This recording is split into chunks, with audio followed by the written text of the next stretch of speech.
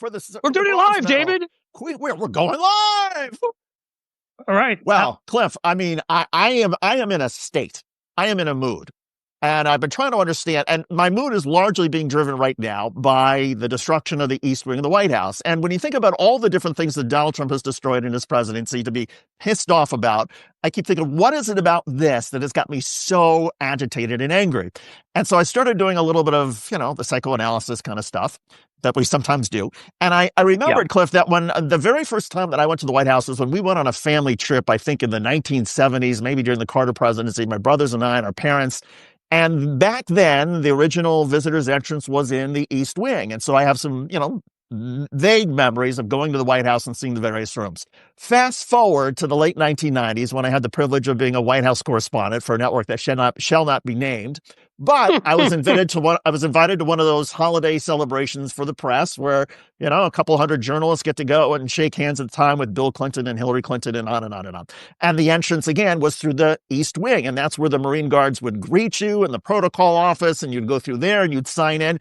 And the East Wing was magnificent. It was beautiful. It was tastefully done. I mean, and so I have such searing memories of that. And I wasn't a wealthy guy. I was not a political contributor. I'd never contributed any money at any point in my life.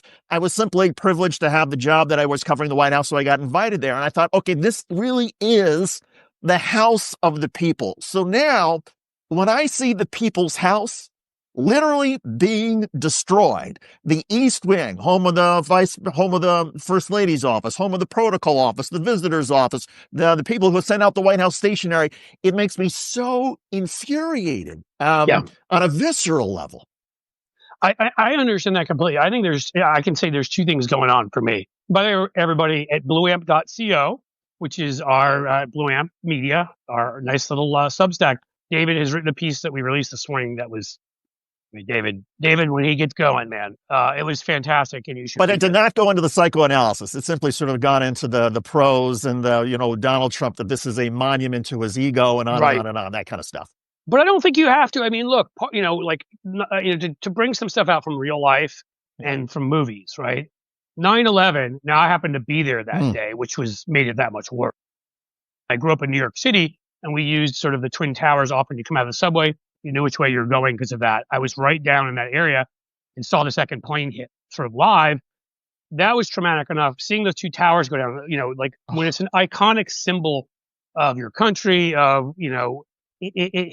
feel like it hits you that much harder. Yes. I think of movies, of course they have Independence Day, it's the Capitol building that's being destroyed, right?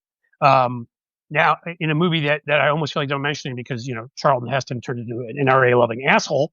But back when he was not an NRA-loving asshole, it's the tell at the end of Planet of the Apes. And I'm sorry if you haven't seen it by now, folks.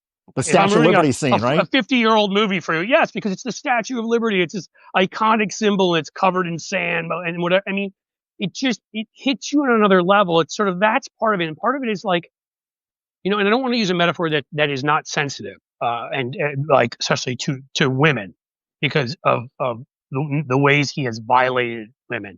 But it's like whatever he touches, he destroys in some way. He wrecks, he violates, it's just his very being, this just sort of gross, gauche, used car salesman stumbling around with a second grade education, tripping over his tie because it hangs down to his dick because he can't fucking tie a tie. I'm sorry, I just to no end. He's how old now? And it's like, just everything about him is just disgusting. I've heard, Republicans who have reached out to me and said, hey, this ballroom may be magnificent. And let me state for the record, yes, I think it's quite possible that maybe this ballroom is magnificent. Maybe it's better than anybody expected. I'll leave that open. I don't know anything about architecture and design.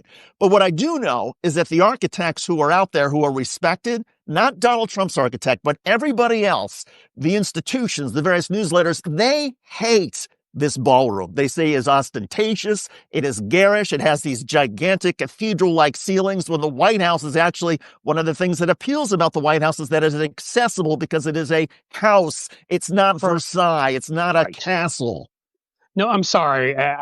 You are a kinder soul than me. There's no way it's gonna. First of all, it's gonna be like bigger than the White House itself.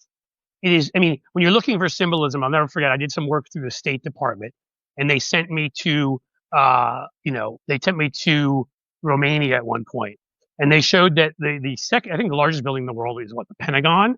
And I feel like this was like the second largest when Ceausescu built this palace for himself, based on a palace that they built for themselves in North Korea, and it was sickening because you knew that people were starving there.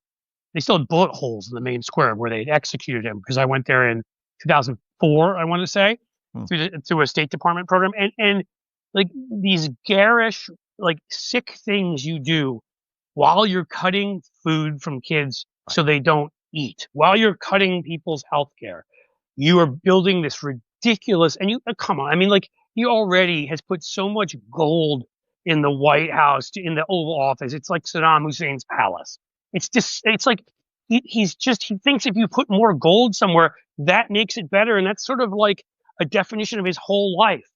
Like, if you put things, ostentatious, symbolic things, as opposed to doing anything real, that means something instead of making it repulsive.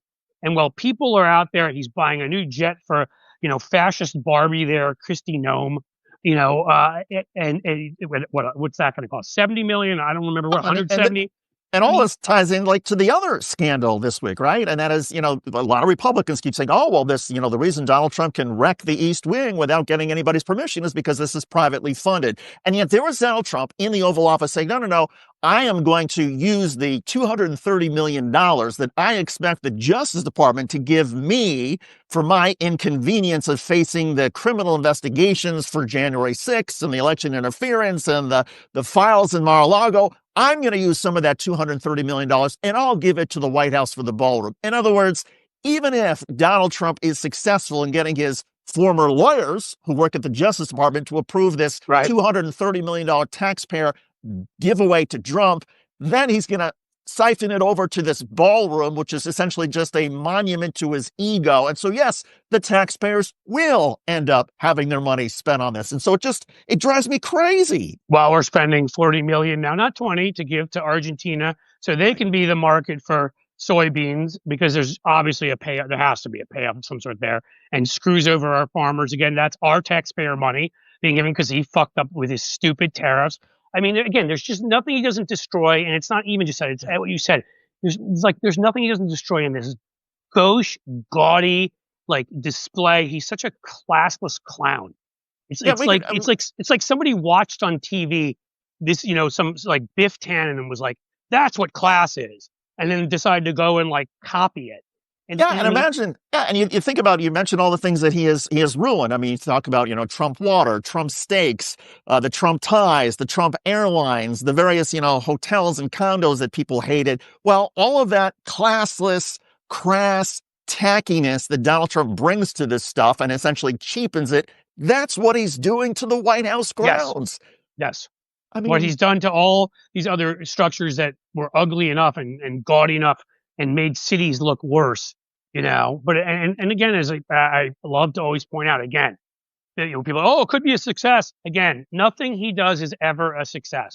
He finds ways to get Russians to bail him out. He finds ways to pay $750 in taxes one year. He finds all sorts of ways to get out of his screw ups, which are constant. But he never does anything well. They've said they don't even have full plans for this thing yet. God forbid he plan anything. I mean, of course that this is the way it's going to end up. Casinos. I said it again and again. People walk in and hand you their money for nothing, for a bunch of chips they expect to lose, and then you pump oxygen in and you don't put up windows and clocks, and you feed them drinks so they give you more of their money. And he found a way to actually lose money on that. I mean, that's what I mean. He just, and now he's doing it to the White House. Yeah, and full disclosure, look, I didn't really know much about the planning commission in Washington, D.C. that is responsible for reviewing all plans and blueprints for any changes to federal buildings. But okay, I've known that there was such a commission, and I read this week that, this is how serious the commission takes these things. When I think it was during Trump's first term, and he wanted Melania to be in charge of redoing the tennis pavilion because they thought it could be better. They submitted plans. It took a year of revisions and changes before the commission said, okay, here's a plan for redoing the tennis pavilion that will keep it in accordance with history and all. That's how serious this commission takes these things, as they should. Right. And to just ignore the commission completely because you think, oh, I don't want it to slow me down and I don't want to have to go through them, so I'm just going to go around them. And these are the people who actually know about the history and the architecture and can say this is going to fit or it's not. And it's illegal what he did. So let's say that. We need to get Nina in here because Nina is awesome. Yeah, let's do it. Nina and Burleigh are I may be mispronouncing her last name. I hope I'm not. But I am hoping she will tell me if I am. Let's get Nina in here. And Nina is a top-notch investigative journalist who has done, and we'll plug this when she joins us, but she has done some terrific investigative reporting into the Jeffrey Epstein files and the various sex scandals surrounding that and the pedophilia. And she's talked with other journalists who've been looking at this. And I am super, super excited to talk to her. Because as you know, and as some of you know, my opinion on what may or may not be in the Epstein files changed a couple of weeks ago with a pretty dramatic incident in the U.S. Senate. So I'm so excited to talk to Nina about that. Yes, absolutely. And I think our opinions that it was much more serious changed around the same time with some obvious stonewalling, let's say, from the loser brigade, who all better end up in prison at some point. But yeah, I mean, and we'll talk about Epstein, but she also has written 8 books. I think is roughly about 8 times as many as Donald Trump has read. It probably was like some children's book somewhere. I'll give him credit for one. There is she has written obviously a number of other pieces there, and one on like this just incredible story that will bring in Project 2025. Right-wing lunatics that you're familiar with from the Oklahoma area, and this one scandal that's bringing down embarrassing and bringing down a bunch of them. And it's a sex scandal, right? It's a sex scandal. Yep, it is a sex scandal. There's some cuckolding going on in there. There's some illegal payments to people going on in there. There's self-promotion. It's a perfect Republican scandal because the Republicans at this point, why Epstein rings so true with the billionaires and what they're doing to us. Is it's a combination of both financial and sexual perversion. Yes. And anti-democratic corruption. So, Nina, what's going on? We're waiting still. And actually, that reminds me of something, Cliff, that I saw this morning that I was going to ask you about. I don't know if you caught Mike Johnson, who was on Speaker of the House, was on CNBC this morning. And he was asked, again, as he's been asked before, how come you're not swearing in Adelita Grijalva? And isn't this about, the Democrats say this is an effort for you to try to block the 218 signatures that would force a vote on the Epstein files? And we've talked about Mike Johnson before and the allegations out there and the speculation that he's living a double life and all that kind of stuff. Well, he clearly this morning looked like the unhappiest person on the face of the planet. When he was being asked about Adelita Grijalva, he literally looked like he was about to cry. And he choked up at one point. And then at another point, Andrew Ross Sorkin, the CNBC journalist, responded to Johnson and said, I'm just invoking the Pelosi precedent, but who waited 25 days to swear in, lawmakers when she was the House always Speaker. Come up with some BS, I know. And so Andrew Ross Sorkin says, well, why can't we just agree that, okay, it was wrong for Nancy Pelosi to do it, and it's wrong for you. Why don't you just swear her in? And again, he started to look like he was going to tear up and cry. I mean, it was remarkable. I mean, he was clearly in a bad mood when he did the interview, and this just made him even angrier and sadder in some ways. He's such a pathetic creature. But we have Nina now. Hello, Nina. Guys. Good to have you on the show. Wow, I'm so honored to be here, man. I don't know if being in our company is anything anyone should be honored by. Are you in occupied DC or are you up here in New York? Well, Cliff is in Ohio, and I'm in we occupied Connecticut. And the greater New York area is where I've been for the last several years. I grew up in New York, but love of a good woman brought me out to Cincinnati. That's right. So yes, you explained that this morning. Sorry, I forgot. But I'm back often because family and And Nina, I'm here on the shores of the sunny Hudson River. It's really nice here today. Awesome. Well, Cliff and I were just singing your praises with all the things you've written and the investigative journalism you've done, specifically lately regarding the Epstein case. And I was telling Cliff, and I wanted to bounce this off of you because I'll confess, until a couple of weeks ago, I was in the camp of, sure, Epstein did horrifying things. Donald Trump probably participated, but there's going to be no evidence of it because it's all been erased. All the pictures, all the documents, they've been shredded. And then Pam Bondi shows up at the Senate, and you wrote about this in your Substack because I thought, well, maybe there's something here to what I was thinking. Because when Pam Bondi refused a denial, when she was asked, I think by Senator Whitehouse, have you seen anything about the photos of Donald Trump with half-naked girls? She did not say no. And to me, that was the moment when I thought, maybe these really are in the files. Maybe there's all this crap, this horrible stuff that's in there that if Bondi were to say, no, it doesn't exist, then whistleblowers come out and say, no, it does exist, and she gets charged with perjury that way, or the files eventually get released and she's proven to be a liar. Am I off base to now suddenly be thinking that maybe there really is something in all these files?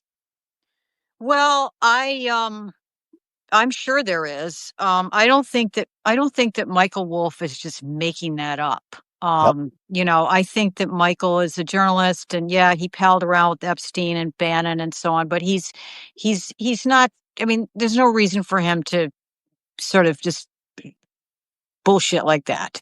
And I think it's there's enough evidence that Donald, as when he was in his modeling and his pageant owning days, was pretty predatory, and we have enormous amounts of testimony from women, not legal testimony, but dozens of women that talked about his predatory behavior. And so and the fact is that he was very close to Epstein, and they were running buddies. They were they were outer borough guys, trying to pick up hot chicks and competing with each other. And that's the nature of their. So you're saying they were bridge and tunnel? Is that what you're saying? They're totally. I can't help it. My Manhattan days, I'm a jerk, and I joke with everybody. But you're a Manhattan, so you know what that is, right? I do. They're people that would always come in and they felt there was a chip on their shoulder. And there's a chip. The Manhattanites. That explains almost everything about Donald. It does. The women, the sophisticated Manhattan chicks in that late 70s, they thought he was. He'd show up in his like maroon 3-piece suit with the matching Cadillac, and they laughed. And the one who didn't laugh at him, of course, is the one who grew up in deprived collectivist Czechoslovakia and looking across at the West and thinking, that's where you get really expensive clothes and Cadillacs, and man, guys who wear maroon 3-piece suits, they're hot. And we're lucky she didn't see like Dumb and Dumber. She would have loved those guys. And yes, that's right. Dumb and Dumber, but with an evil twist. That is such a great metaphor, because that's actually what they are. I mean, did you look at the Epstein birthday book at all? Yes. Sadly, I did. Okay. And then those emails that he sends to Leon Black that were in the Times the other day. He can barely spell. He's an oaf. He's an oaf, and he hung out with oafs, and he grew up around oafs in Coney Island. That he comes from like this quasi criminal gangsterish kind of background. And just to explain for a second to our audience, like who Leon Black is, he was a Wall Street financier who was also very close to Jeffrey Epstein socially and all sorts of other ways, who apparently, as you've reported, overpaid Epstein for the financial services that Black got from him. I'm not hardly the only person who's reported that. I mean, the Wall Street Journal and the Times. I mean, he gave him $170 million, and I think that's a low figure. Like they actually, his company had to investigate it when it became reported, and they think that they lowballed that he actually gave him more. And did he buy a country with it or something? What is it that he was giving him that money for? I can't. We're looking into. I mean, for a long time, the operative idea about Epstein with these rich guys is that he wanted, and the girls, is that he was. It was a blackmail factory, right? He'd get him in, he'd get pictures taken, and then he'd go, gee, Bill or whatever. I think I'd like to, you to invest in my latest project. And by the way, those. I mean, it's not clear whether it was overt or not, but now we're starting to see, and the last piece I did was on Epstein worming his way into the establishment after he got this huge windfall from Les Wexner, which That was the also one I is found. insanely mysterious.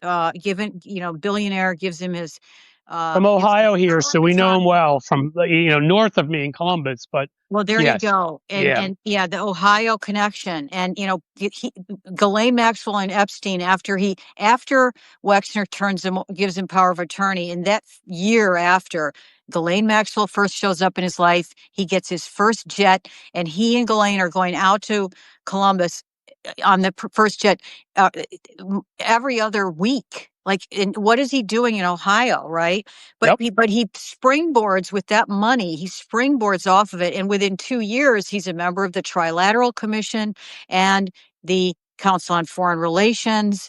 And I don't know if you guys grew up when I did, but those two names were like, they were like code for like world conspiracy theories. He'd only joined like the Bilderbergers and like, the Bilderbergers in there. I think the Bilderbergers. Were they in there too? Is he a Mason too? I mean, he's just missing a couple things. Exactly. Like he's like, so anyway, we find this out, and then and that's what the last story is. It's like he gets this money, he gets this nut, and then all of a sudden he's like hobnobbing with like Kissinger's next to him, and he's friends with the dean of Harvard, and he's palling around with Les Gelb, the eminence grise of the New York Times foreign affairs writer, and major figure in American Cold War era reportage and foreign affairs, and all these ambassadors, and he's palling around with these people, and suddenly he's like in with them, and that's what that last piece is about. It's just saying like how quickly he went from just this gangsta to now he's like got this money from Les Wexner, and then he's putting it to this type of use. And so the next thing we're looking into is the invest. It really is about follow the money. I mean, everybody's focused on the girls. He's a pedophile. Oh, pedo, by the way, is actually not a pedo. There's another word for what he is, because it's like teenagers that he's into. But yeah, the girls, the trafficking, everybody's focused on that.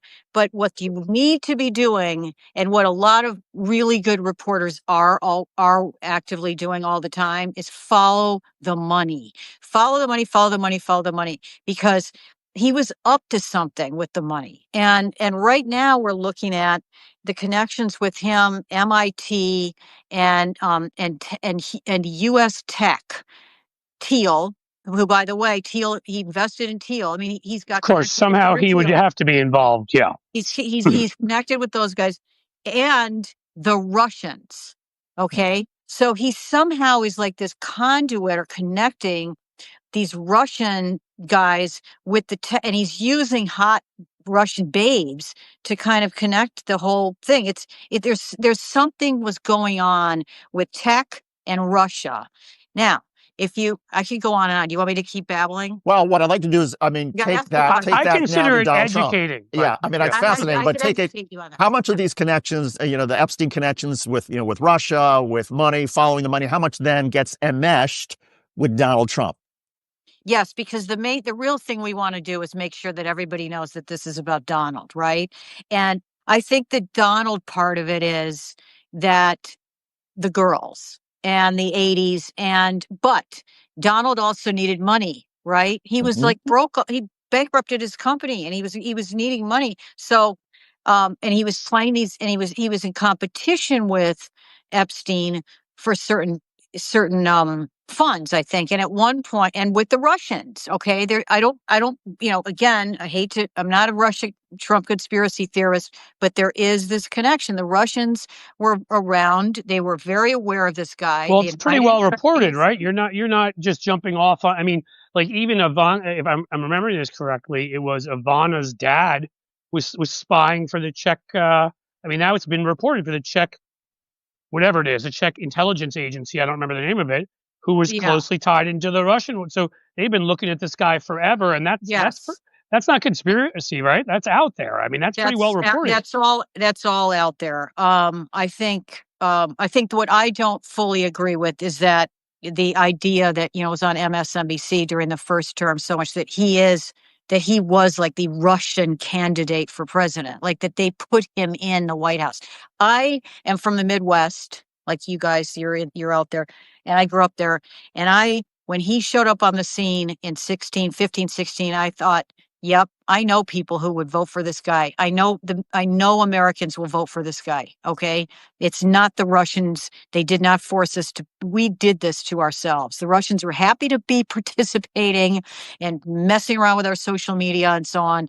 But this country did this to ourselves. I mean, well, the way I look at it is Russia helped make it happen, but if it had been nowhere close, it wouldn't have been a problem. The fact that he was able to, as you just said, to perform so well because he's such a practiced con man, and you know, the shamelessness with which he will tell anybody anything, and you know, so he could come to the Midwest and tell all these stories. And there's all sorts of other issues too. There's corporate media failing, and you know, there's the Democrats not hitting hard enough. I mean, we could do a whole seminar here, exactly. But in the end, I view it as the Russians played a role, but it should have never been that close, so they could have helped put him over the top. That's right. That's right. But just to go back to the money and the girls and Trump. So I think, you know, he was buddies with Epstein for many, many, many, many moons. They were running buddies. They hung out together. It's quite possible that Melania was, well, so let's just say that Melania was a member of the Eastern European Hot Women Club in New York City at a time when there were a ton of beautiful East European women coming into this country who wanted to be models. Some of them fell into the trap of the Epstein trafficking world. And we know that he was trafficking Eastern European women. So it's reasonable to think that Melania actually did interact with Epstein, at least at the very least through her Eastern European community of friends. And now Do you think she may have been trafficked at first, and is that how she met Donald? Well, I mean, I did a book on the Trump women, and she's a chapter in it, right? And I did interview Paolo Zampoli, her alleged agent, the guy who says he brought her here. He tells the story of how, you know, how she got here and how she got her visa and so on. And you know, but let's just say there's some disagreement between her and what people tell reporters like me about how she met Trump. And you see that right now Michael Wolff is going to court with them over this issue because, you know, they don't want, my experience was they did not want, there's a period of Melania's life between, I guess, you know, she graduates from high school in Slovenia to showing up in New York City with Trump 10 years later. There's this period that's just kind of like a dark place. And it's very difficult to find out what she was doing, where she was. And, you know, Trump likes to say she was my supermodel and that they met at this, you know, Victoria's Secret Kit Kat club thing. And other people will tell you other things about how they met. Okay. And I happen to believe some of those people are telling the truth. I put some of that in my book, and it was vetted here in the US. It's been published. We mentioned it in an article in the Telegraph. I wrote something for the Telegraph and mentioned some of this in the Telegraph, and they immediately sent Charles Harder, the Gawker slaying lawyer, sent a letter to the Telegraph and said, "We're going to sue you." And the Telegraph yanked the story because they're so terrified of Charles Harder. The fact is, we have sources that would come and they would testify in court. So that's what's going on with Wolff. Has a lot more material on this. And you know what? Finally, somebody says, you can't slap us with these slap suits. They can't sue journalists over this stuff in the United States. Truth is an absolute defense. Yeah, and kudos to Michael Wolff. I mean, it's gonna be great. I mean, if he manages to say to get some New York judge to say, okay, yeah, bring your sources in. And you know what? Let's get Melania in here and to ask her exactly when she met Epstein. Yeah, kudos Right. to Michael Wolff, because it was the demand letter that Melania sent, and literally when the demand letter deadline was approaching, that's when Michael Wolff said, Yeah. "Okay, Well, I'm this going to is file what my they lawsuit do. against you." So Th- I want to bring this back one thing though to something else you had written, and that is, and it gets back to sort of how I started this with my initial sort of skepticism about whether there would still be anything left in the Epstein files of the Department of Justice and the FBI. You wrote about this effort by, I guess, Pam Bondi and the FBI to have like 1,000 agents or 1,000 staff go through and categorize and catalog every Donald Trump mention in the files. I'm That sure has they been couldn't have been stopping any crime during that time. So it's definitely the Democrats who are weak on crime. But go ahead. there have been some denials by the Justice Department that they did this. Where do you come down on this, and what sort of impact you think that has had in terms of what Donald Trump's own knowledge may be about? I mean, certainly he remembers what he did. I think the question for him has been how much of this stuff was documented and exists today. Well, yeah, I mean, it's been reported by, some very, trustworthy sources that this was what went on. Okay, we're not making this up. They deploy, and the reason we know this is that there were so many people deployed to do this in the FBI, dragged off of their jobs, and apparently put on 24-hour shifts and given like some kind of video explanation of how to go through and log mentions on some kind of like Microsoft spreadsheet. So this was, but there 1,000. If it was done in such a slapdash manner, because look who's running the FBI, right? They don't know what they're doing. So so these guys, so men and women who think they're supposed to be crime fighting have been told to sit for 24 hours pouring through. They have like a room full of material. I mean, vault, right? Of Epstein. It's like the equivalent of sending the National Guard into the cities to clean up trash, basically. Yes, exactly. And so they're pissed, right? So these people leaked to reporters that this was going on. So I believe that that's what it was. What I can't believe is that more people aren't talking about that every day. Like, and Mike Johnson shuts down the House so that won't swear in a duly elected Arizona representative so that they won't have to talk about this. He's such a mousy little wuss. I'm sorry, that guy is so pathetic. Well, on the spreadsheets, I mean, the slapdash way that they did this, these are all government records. Haven't they just made, assuming we get access to this stuff, haven't they just made our jobs as investigative reporters that much easier by organizing all this for us? Well, yes. That's great. Thank you. Well, yes, if they did retain it all. But what if this was all noted, this is all noted, and then Todd Blanche or somebody goes down there and they just they're the ones who now they have the roadmap and they just take out. So you'll be looking at the documents and you'll get to page 9 is missing. Here's page 8 and then page 9.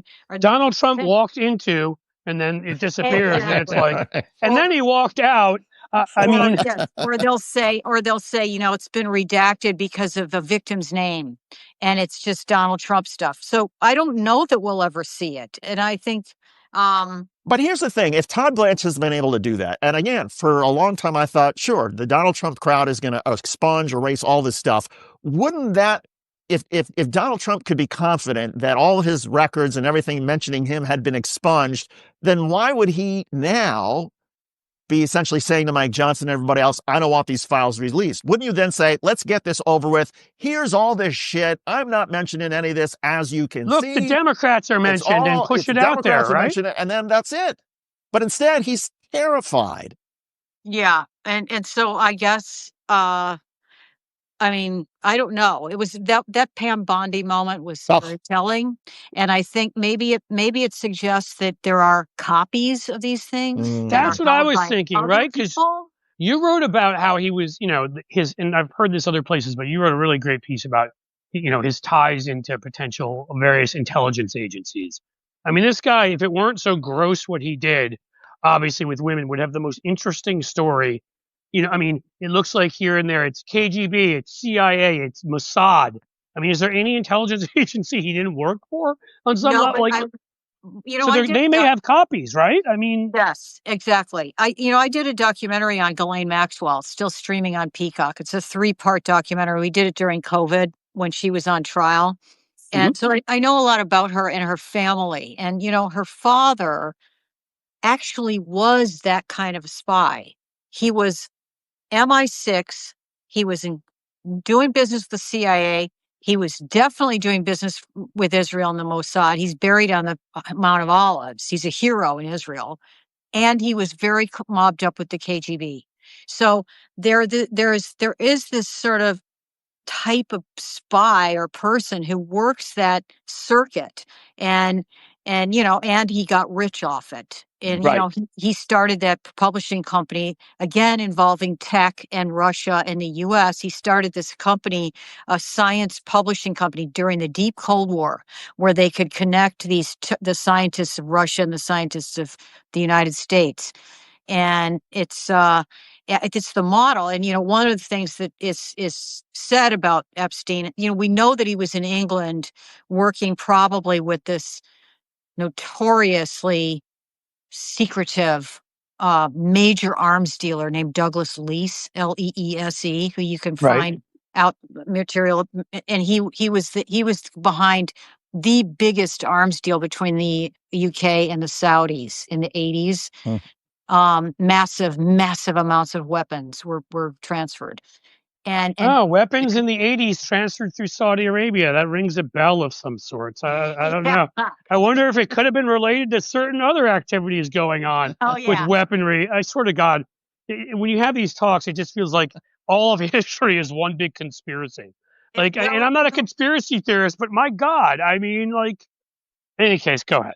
Well, yeah, I mean, it is, it's the world we live in, right? It's very, people are, nothing is, well, I wouldn't say nothing is as it seems, but we're certainly in the weapons industry, right? And who wants the weapons? And when you're talking about the amounts of money that these Arab oil potentates have, look, I mean, Trump's on their payroll, right? Yeah, cut her right now. I mean, they own him. They're pouring money into his family's crypto business. The spigot is open for business. But anyway, that's just to say Epstein was in London when Maxwell was still alive, Robert Maxwell, the dad, and Robert Maxwell's all mobbed up in the Iran-Contra stuff and very tied in with the Mossad, very tied up with the KGB. And in some ways, maybe Epstein was kind of moving in his footsteps, although I think most likely that he was somehow connected with the Israeli intelligence and maybe the CIA at the same time. I mean, they were working in concert a lot. So, well, didn't you write? Were you the one who wrote? It was in your piece, right? That he was given a whole grand tour, of the CIA and brought in. That's part of this last piece where we talk about his entry into the global establishment. And he was invited by Les Gelb. Les Gelb, the Times foreign affairs writer and foreign relations council, I think he was head of it for a while. He arranged with Deutsch, the CIA director at the time, John Deutsch, to host a lunch for some members of the Council on Foreign Relations and spend a day there and have talks about information warfare and I can't remember what the other topics were. But was it how to store information by Deutsch or no? And Deutsch, well, okay. So anyways, Jeff gets invited to the CIA and gets to spend a day there. That was in '93, and Deutsch, I forgot about this. I mean, I was around when Clinton was president in Washington, and I guess I wasn't paying attention. But Deutsch narrowly escaped being charged with document pilfering. He was doing really weird stuff. Like we're now reading it. You're like, it makes Trump's Mar-a-Lago toilet thing look like Fort Knox. Was he Like- stuffing the documents in his pants though, like Sandy Berger? Oh, that's right. No, Sandy. but that's Sandy Berger also. Yeah, Sandy Berger. That's also a whole other story. He was not stuffing. He would every day. But what Deutsch was doing was every day he would keep this like detailed journal of what was happening, and he was also. Oh, that's good. That could never fall into the wrong hand.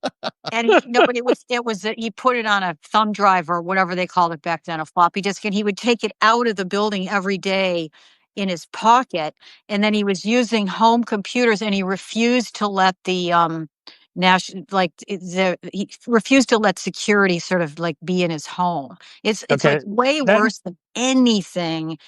And so, there are lots of weird things with Deutsch that, I mean, he's still alive, so I guess we should be careful, but the reason he was. Well, you're just recounting facts again. Like, do we know why he was doing it or what was going on?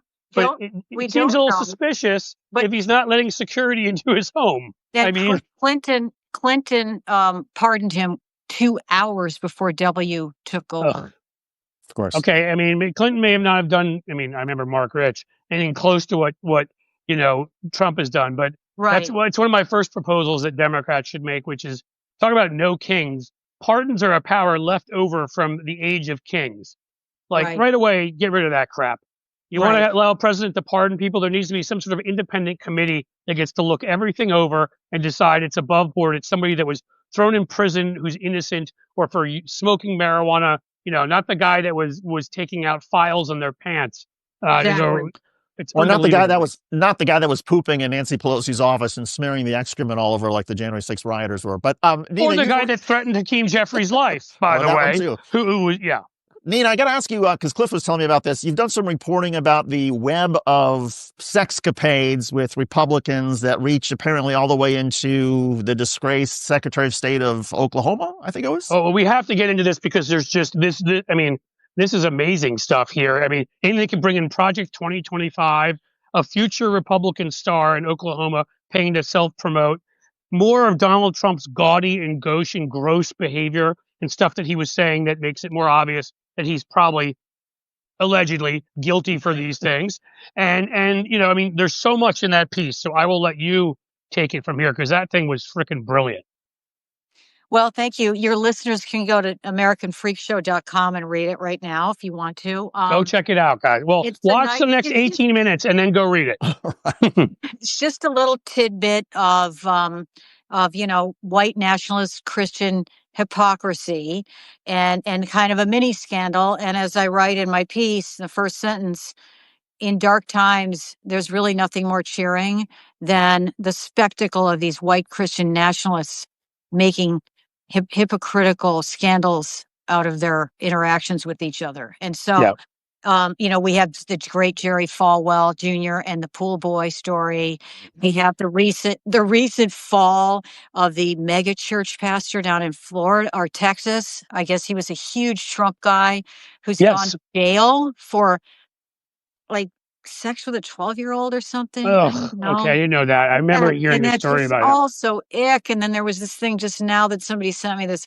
The guy who sang the national anthem, the Christian rock guy for Trump, is now arrested for another child porn thing. I mean, what is up with these people in the child porn, right? They're so and they don't even like where's the I was smoking crack excuse like Ted Haggard, like they got to study up on some of the past Republican liars from a generation ago, Matt Schlapp. Let's not forget Matt Schlapp. Let's not forget Matt Schlapp. I mean, if we go back into history, we can go with David Vitter at the whorehouses. Sorry if I'm not supposed to use that term anymore. We could go with Mark Foley hitting on the congressional pages. Yes, I mean, like for these guys to be conservatives, again, I used to do a whole segment on this online called Republican Sexcapades, and we had material every week. There's Larry Craig, the tap dancing, the Fred Astaire tap dancing senator. In only in Minneapolis bathrooms though. He was very shy about his tap dancing, except for there. It's unbelievable. But I want to let you tell what's going on with them. Okay, so the story is, I think your listeners may be familiar with this guy, Ryan Walters. He was the Secretary of Education, or what I think, head of public instruction or something in Oklahoma. Education He secretary. did a lot Young of guy, ads promoting himself, so we all had Yeah. to see him. big self-promoter. Well, actually, he's not a self-promoter because he hired the wife of our Grim Reaper, Russell Vaught, who I like to call the transparent sea worm of DC politics, because he's been there for decades and he's just been sliming around undercover, hating, loathing, so angry at the progressives and the bureaucrats, and he couldn't wait. And so last year, Russ Vaught gets up and is on a secret camera recorded telling donors, I'm going to put the bureaucrats in trauma. I'm going to put these federal employees in trauma. I want them to feel trauma. And you're like, what is he talking about? He's like, Protection from his childhood. Dude. Well, then he gets put into power, and he and Musk did most of it, but hundreds of thousands of federal employees literally are on the streets now, and he's still cackling and he's filled with joy. But meanwhile, what was happening was when he was saying he couldn't wait to put these people into into trauma, his wife who's also a right-wing extremist, was divorcing him in Arlington County Courthouse in a 20-day. It took 20 days from. You can look it up. It took 20 days from filing to decree, uncontested, and they have 2 kids. And Mary Grace Vaught goes out to right around the same time, gets a big fat contract from the Oklahoma education secretary to increase his national profile. And the person who sort of brings her to this contract. Those jokes write themselves, Cliff. They really do. Who brings her into the contract is what is described as a longtime personal friend. A man who was also with a political strategist, right winger, who's a Texan, who was also on Ron Johnson's staff with her in Wisconsin. So they go back a long, long ways. And this Texan is Ryan Walters' chief of staff, and the chief of staff was getting paid off the books, and they were paying Vaught's wife all this money to get Ryan Walters on TV. Now, just to remember that Ryan Walters is the guy who's doing these incredible, crazy right-wing Christian stunts, like telling the Oklahoma schools they would have to have a Trump Bible in every classroom. Not only would they have to teach Bible, which is against American constitutional law, but they were going to have a Trump Bible. And like 10 commandments everywhere, and I'm only breaking 4 of them at the moment. And he put Libs of TikTok woman in charge of their library system in Oklahoma, right? So, yeah. I mean, all of these stunts, right? He was just stunt after stunt, and he was getting a lot of national play. And it's thanks to the brilliant mind of Russ Vaught's recently divorced wife. So that's anyway, the whole thing fell apart because. But wasn't she having a little bit of a, what shall we call it? A tete-a-tete, so to speak, with one of these folks? Well, you can't say that. It just, all we know is that she had a long personal friendship with this guy, and that's how she got. That's all we need to know. Just so I have this clear. So just so I have this clear, to clear this up for everybody. So Russ Vaught, who's essentially executing the Project 2025 and getting rid of all the bureaucrats, his soon-to-be ex-wife, she is paid, well, while she's increasing the profile of this guy in Oklahoma, she's also getting paid to get him more media attention. Yes, and that's taxpayer money. And so what happened was, even the Oklahoma is a red state. It's a Bible state. It sure is. Even the Republicans in the Oklahoma House were revolted by this grifting thing that was going on with this money that was going off the books, not to her. I think hers was on the books, but to this her buddy, this guy, longtime friend, who's Brian's was. So her longtime friend was Ryan's chief of staff. Yeah. And so we don't have proof, but they were longtime friends. Yes, longtime He's being paid off the books by Ryan Walters. Several guys are having their profiles extended. Exactly. You could say there's a major erection of profiles, if you will. So how did this fall apart? How did this go limp, so to speak? So it falls apart because the Senate, the state house, in the Republicans in Oklahoma are like, even these MAGAs were revolted by this money being spent on this, and raising the profile of this guy who's just, using white Christian nationalism, pandering. Maybe he believes it, maybe he doesn't. He doesn't believe it so much that he stays off porn because accidentally he put porn up when it gets better. Office, and that happened before. Anyway, was Mike Johnson monitoring him while he was on the porn, or that's just Mike Johnson's son? Oh my God. Okay, we're going off the rails here. I'm sorry, I can't help it. These people are such jokers who lecture all of us about moral values. Yeah. We just told a story that involved possible infidelity, porn, illegal payments. Like, the guy Russ Vaught, who Mike Lee said had been obsessed with cutting government since he reached puberty, which is a whole nother level of fucked up. I don't even know. And to be clear, I want to make it very clear, we don't have any problems with anybody extending anybody else's profile, regardless of your sexual orientation, whatever it is. That's, it's up to you. But the hypocrisy is off the charts. Make sure you harden their profile is what you need to do. Okay, go ahead. I'm sorry. Go ahead. I'll shut up. Anyway, the cherry on top of all this is that Mehdi Hassan's little news, he's got some news organization that he started up, and one of his reporters got people in the White House to tell him that Donald has been obsessed with newly bachelorized Russ Vaught's sex life, and that he's been offering him Mar-a-Lago babes. And that's just how the story ends. Right. And so offering him, is that, that sounds a lot like trafficking. He's saying, no, you really got to you got to come down to Mar-a-Lago. You could get laid. And that's actually how he's talking to him. Like, you could get laid, you can get some pee down there. And that is, it's so disgusting. And that's our president, everybody. That's our president. And even the people who are listening on his staff are grossed out by the way he's talking to Russ. And it's just hard to picture Russ, who, if you look at a picture of him, you're like, it's almost like Steve Carell in that movie, the new, that's what it reminds me of. Like, oh, he has his Ryan Gosling, except that it's this tubby 79-year-old, the president of the United States, going, go on down to Mar-a-Lago, you can get some babes.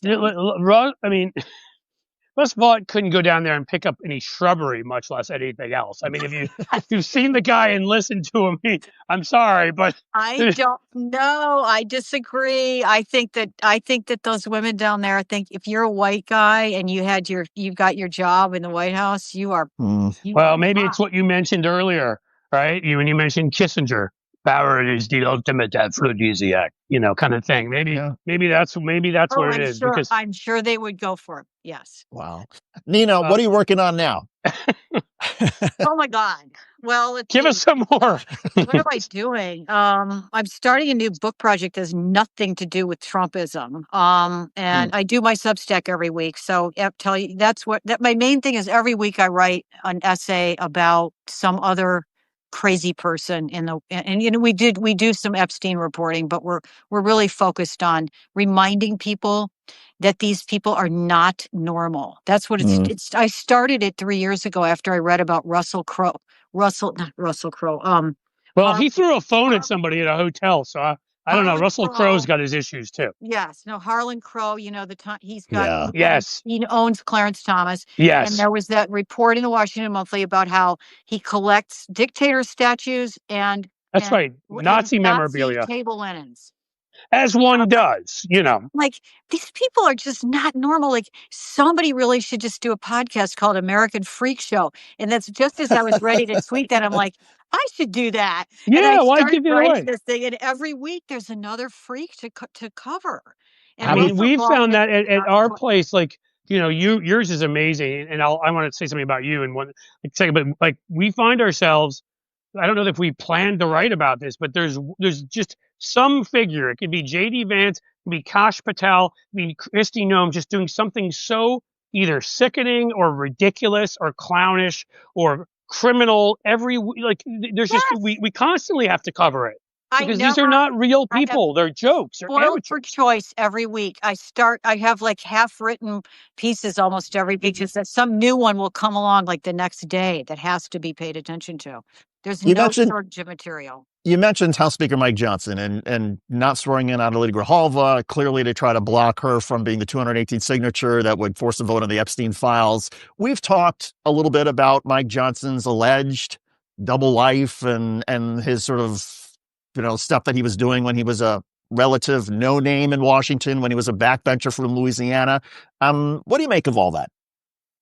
Well, I went to Tulane for a year. I was a party animal down there, and I know New Orleans and I know Baton Rouge a little bit, and I guess he's from Shreveport. I don't know, but it's like a different country down there. I don't know if you guys have spent much time in the Deep South. I It's a spent some different time in country. New Orleans. Yeah.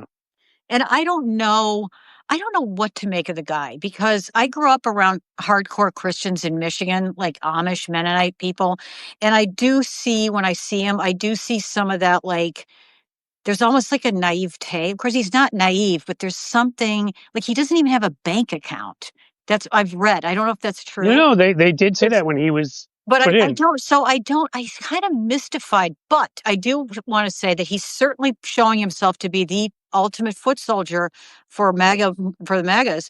And what he's doing right now is reminding me, unfortunately, of Mitch McConnell and the Obama judgeship, because Yeah. these people, I'm not going to say it, I was going to say the F word, Call them fuckers. They are. They get away with that stuff. Yeah. And they did it with if they can do it with Yep. with the SCOTUS, he might be able to do this. But I mean, at some point he has to open the house. So what's going to happen? She's in court, right? They went to court. So maybe somebody's going to stop them and tell them they have to do this. But I think they just don't even care. I don't think that they're going to listen.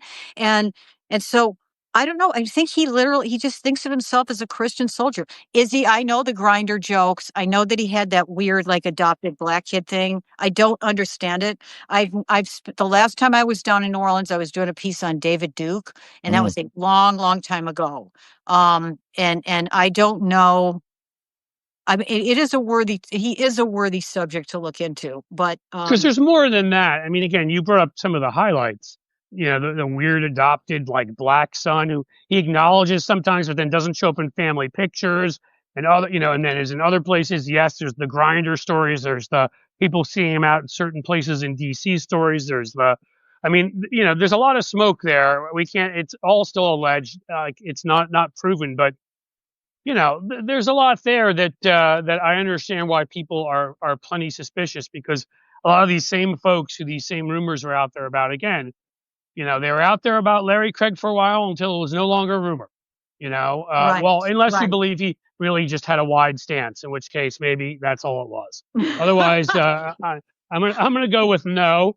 And so I mean, it just seems like the ones that the old saying, the ones that preach and yell the loudest are the ones who are committing the most sins. I mean, Well, yes, that's what these guys, they're all projection. They're all projection all the time. But again, I mean, I don't know if you were able to prove that Mike Johnson, I don't know how you would prove that he was, I guess if you're on Grindr and he's there, I guess you could expose well, that. there was some guy who said that he was going to do it, but I haven't heard anything.